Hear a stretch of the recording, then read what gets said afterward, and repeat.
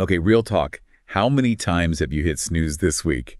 I know I have, like way too many to count. It's like we all wish we could just magically, get more sleep. But I feel like we rarely actually stop and like really think about why those precious hours of sleep are so important. And that's what I think makes this deep dive so fascinating.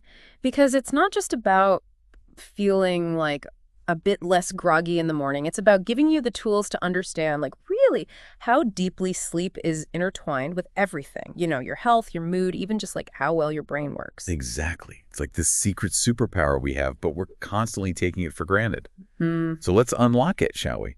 Today, we're ditching like all that surface level sleep talk and really diving into the real science behind why sleep deserves to be like, the top of your priority list. Absolutely. Right up there with like eating your veggies and fitting in a workout. 100%.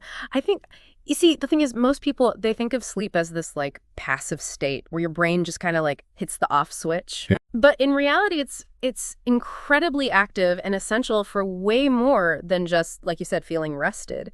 It impacts us on like 3 major levels: cognitively, physically, and emotionally. Ooh, okay. I like where this is going. Tell me more about this like triple threat of benefits. Okay, so let's start with the cognitive side. While you're sleeping, while you're catching those Z's, your brain is actually super busy. It's processing information from the day, it's consolidating memories, and essentially it's like cleaning house. Okay. So you can wake up with a clearer, sharper mind, ready to learn and tackle new challenges. Okay, so that explains the whole brain fog thing after you have a really rough night. It's like trying to run a marathon, but like on an empty stomach. Yeah. So how about the physical recovery aspect? Yeah, so this is where your body gets to work on all those repair jobs. We're talking tissue repair, muscle building, even like hormone regulation is happening while you sleep. That's why athletes, they're kind of obsessed with sleep. Right, they're all about it. There's actually research that shows that basketball players who got, I think it was like just 1 extra hour of sleep, it was like a 9% improvement in their free throw accuracy. Whoa, 9%. That's huge. Just from an hour. Yeah, that's wild. So sleep is like, it's like the ultimate performance enhancer, and not just for athletes either. Yeah. It sounds like this is crucial for like literally everyone, no matter what you're doing. Exactly. And then on top of that, you've got the emotional recovery piece. You know how after a bad night's sleep, it's like even the smallest things can just set you off? Oh, absolutely. Like road rage times 1,000. Yes. There's a scientific reason for that. Sleep is vital for emotional regulation and just overall mental well-being. It's like that Snickers commercial. You're not you when you're hungry. You're also not you when you're sleepy. Exactly. Consistent, good quality sleep can really do wonders for your mood. It can help you manage stress more effectively and even improve your ability to handle challenges throughout the day. And here's the real kicker. There are studies that have shown a strong connection between, this is big, chronic poor sleep and a higher risk of some serious health issues. We're talking heart disease, diabetes, and even a weaker immune system. Oh, wow. Okay, now that got my attention. So we're not just talking about, feeling a little bit off our game here. It's about protecting our long-term health, too. It's huge. Yeah, that's huge. And that brings us to a really important point that often gets overlooked. This idea that like how much sleep we need is not a one-size-fits-all thing. Okay. It can vary quite a bit, actually, depending on your age and even factors like genetics and lifestyle. So no need to stress if you don't magically hit that 8-hour mark every single night. Not at all. It's more about, understanding those general guidelines for your age group and then really paying close attention to your body's own signals, what makes you feel your best. That's what matters. I like that, a personalized approach to sleep. So let's break it down by age a little bit, starting with the littlest sleepers, the babies. Okay, so with newborns, we're talking a whopping 14 to 17 hours of sleep per day. Wow, that's a lot of sleep. It's a lot. It seems like a lot, but it's crucial for their, rapidly developing brains, their physical growth spurts, and even their immune system development. Wow, that's practically more sleep than awake time at that point. Pretty much. I guess all that growing and developing really takes it out of them. Yeah. What about once they hit like the toddler in preschool years? So as they grow, naturally their sleep needs decrease a little bit, but it's still a significant chunk of their day.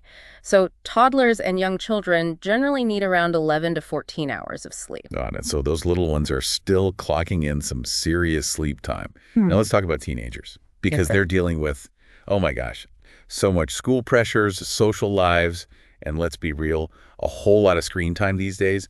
How does all of that impact their sleep? Yeah, you're hitting on like some key challenges right there. Teens need around 8 to 10 hours of sleep, but those hormonal shifts Combined with all of the external pressures that they're facing, can make consistent quality sleep really, really tough. Yeah. And it's not even just about willpower at that point. Their brains are literally wired to stay up later at this stage of development. It's almost like a perfect storm for sleep deprivation, isn't it? Pretty much. No wonder those teenage years can be so, well, teenagey. Exactly. And we haven't even gotten to the impact of screens yet, which we'll definitely unpack a little bit later on. But for now, just know that teenagers' brains are like literally still under construction, and adequate sleep is absolutely vital for everything. Their learning, their emotional well-being, their overall development. So parents of teens out there, cut them some slack. They're battling biology here. Exactly. All right, now for the grown-ups in the room. Adults.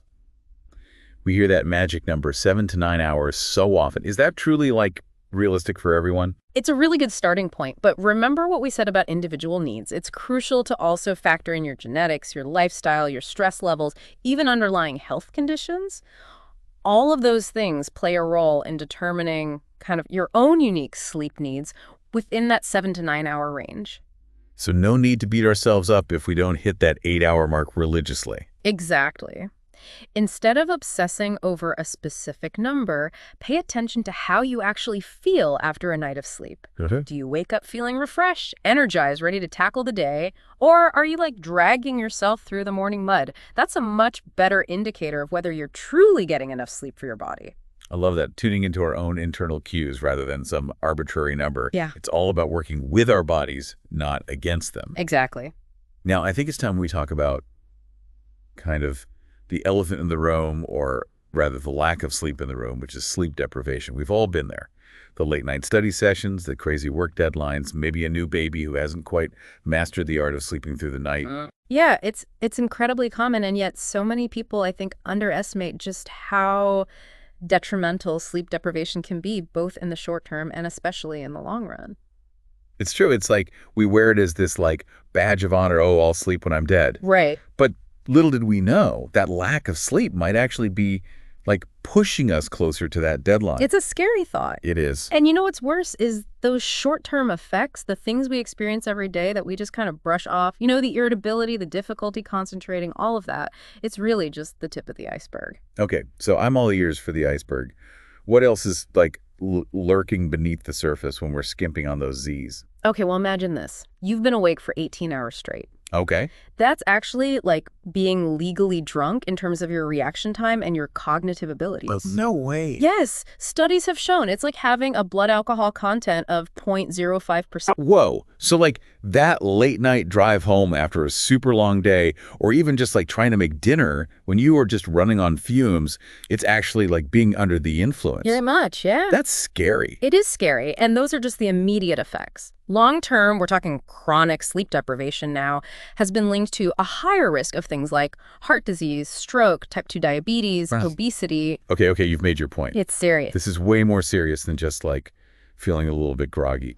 But thankfully, I'm assuming, this isn't a one-way ticket to sleeplessville. We have the power to turn things around, right? Absolutely. And the best part is even small changes to your sleep hygiene can make a world of difference. Okay, good. One of the most powerful things you can do is establish a consistent sleep schedule. Okay, so I've heard this one before, but honestly, I am the queen, the champion of the weekend sleep in. Right. Why is consistency so important, even when, we're so tempted to just catch up on sleep? So think of your body as this finely tuned orchestra. Okay, and your circadian rhythm is the conductor of that orchestra. Gotcha. So this internal clock that all of us have, it regulates your sleep-wake cycles, and it thrives on predictability. So basically, I'm messing with the conductor's tempo when I'm having those late-night Netflix binges. Exactly. When you stick to a regular sleep-wake schedule, even on the weekends, you're helping your body kind of stay in sync. Okay. Which makes it easier to fall asleep when you want to and wake up feeling more refreshed. Got it. Consistency is key. I'm hearing you. What else can we do to create that kind of perfect sleep haven? Well, think about your bedroom, your actual physical space. Okay. Think about it as your sleep sanctuary. I like that. The goal is to make it a relaxing oasis that promotes deep, restful sleep. Okay, so far I'm picturing blackout curtains, maybe a sound machine. Yes. A mountain of comfy pillows. You're on the right track. It's all about controlling those key elements. Light, noise, and temperature. Okay. Those are the big ones. Light makes sense, especially with like all the talk about blue light these days. It's like everywhere you turn, blue light, blue light. It's true. It's everywhere. And those glowing screens that we all love them. We're all on them. Addicted. But they emit blue light, and that blue light actually suppresses the production of melatonin, which is the hormone that tells your body it's time to sleep. So it's like our devices are whispering to us like, stay awake, keep scrolling, when really we should be winding down. Exactly. It's that signal. It's like a burst of white light in the middle of the night. Right. Your brain's like, oh, it's daytime. Even if your clock says otherwise, it throws your whole sleep-wake cycle off. Wow, it's like a sleep saboteur in our pocket, basically. Pretty much. So how do we combat that? Because, I mean, I can't imagine life without my phone. And you don't have to. You don't have to go cold turkey. Okay, good. But setting a digital curfew for yourself, Ooh, I like that. at least an hour or two before bed, can make a big difference. Okay, I'm willing to try anything at this point. Right. What about, let's see, food? Because I've definitely had those nights where I'm just like up tossing and turning after I've had like a big meal. Oh, yeah.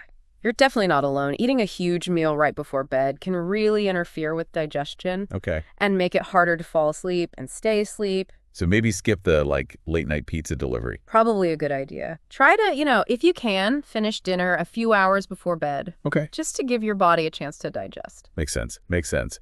And speaking of things to like avoid close to bedtime, let's talk about caffeine and alcohol, The classics. the ultimate sleep saboteurs.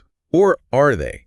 Because don't people often use these things to like unwind before bed? It's true. So that whole I'll sleep when I'm dead mentality, it's a little ironic, isn't it? Yeah, a little bit. It's like we're sabotaging our sleep without even realizing it. It's true. We often treat sleep like it's this optional thing, this Right. like luxury. Yeah. But the reality is it's just as vital to our health as eating well and exercising. Totally.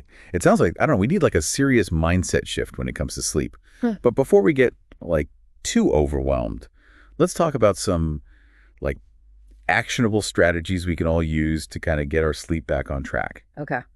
What about those relaxation techniques that we kind of briefly touched on earlier? Yeah. Because I'm always looking for like new ways to unwind after a long day, especially when I know I need to like get a good night's rest. Yeah, and this is where we kind of transition from, understanding the science to actually implementing it in our lives. Right, exactly.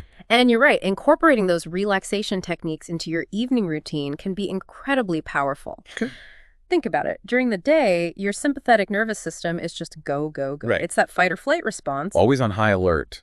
Exactly. So to kind of prepare for sleep, we need to activate the parasympathetic nervous system, which is that rest and digest mode. Okay. And that's where those relaxation techniques really come in. So it's like we're switching from like go, go, go mode to like slow down, chill mode. Exactly. And there are so many ways to do this. A warm bath, for example, Ooh, yeah. can work wonders. It helps relax your muscles. It can help slow down your heart rate. Right. Reading a book, especially a physical book, Yeah. can help kind of divert your mind from those racing thoughts and ease you into a calmer state.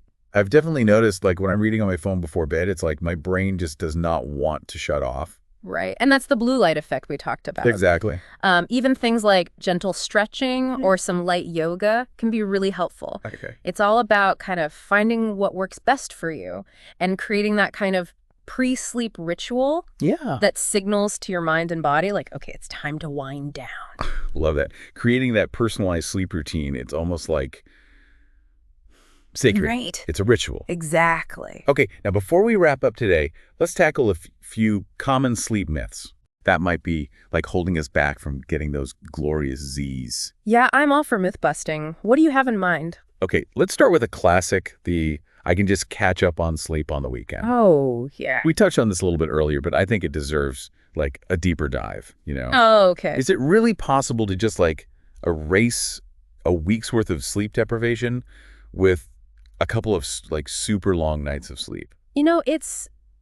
Unfortunately, it's not that simple. Okay. While those weekend sleep-ins, they might feel amazing in the moment and they might help you feel like, slightly more rested. Right. They can't fully reverse the negative effects of like chronic sleep deprivation. Okay. It's like trying to cram like a month's worth of healthy eating into one weekend. Right. It just doesn't work like that. Your body needs consistency. Okay, so no matter how tempting those weekend lie-ins are, we can't just like hit the snooze button on good sleep hygiene during the week. Exactly. Consistency is key, remember. Okay.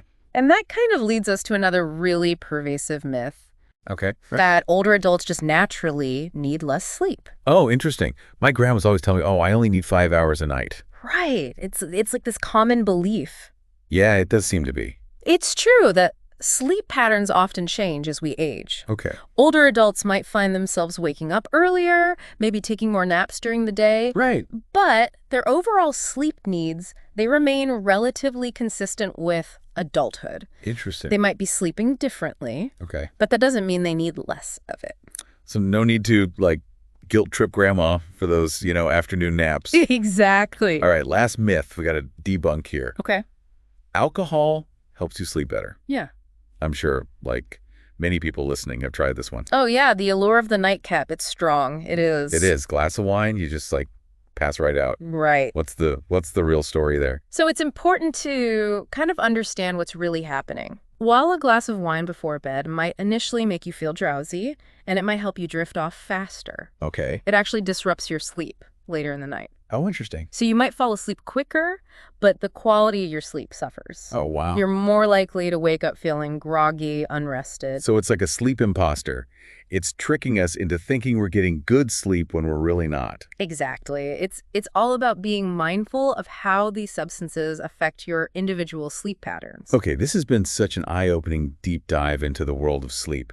We've covered so much from the hard science behind why sleep matters to, practical tips that we can all use to build those better sleep habits. Absolutely. And we even busted a few myths along the way. We did. Hopefully empowering all of you listening to make, more informed choices about your sleep. Exactly. So as we wrap up here, what's the key takeaway you want our listeners to walk away with today? I think the biggest thing is just to remember that sleep is not a luxury. It's a necessity. Just like you prioritize your diet and your exercise, you've got to prioritize sleep too. Yes, love that. Listen to your body, create a sleep routine that works for you, and don't underestimate the power of those precious sleeping hours. Don't underestimate it. So true. And to make this even more actionable, what is one small change our listeners could implement, tonight, to start improving their sleep? Start with that digital curfew we talked about. Okay. Put away your phone, step away from the screens at least an hour, maybe 2 hours before bed. Okay. It might sound simple, Yeah. but you might be surprised by what a difference it makes. Such a powerful shift. And listeners, we want to hear from you. What are your biggest sleep challenges? Or what's one sleep tip that's been a total game changer for you? Share your thoughts, and let's keep this conversation going. Until next time, sweet dreams.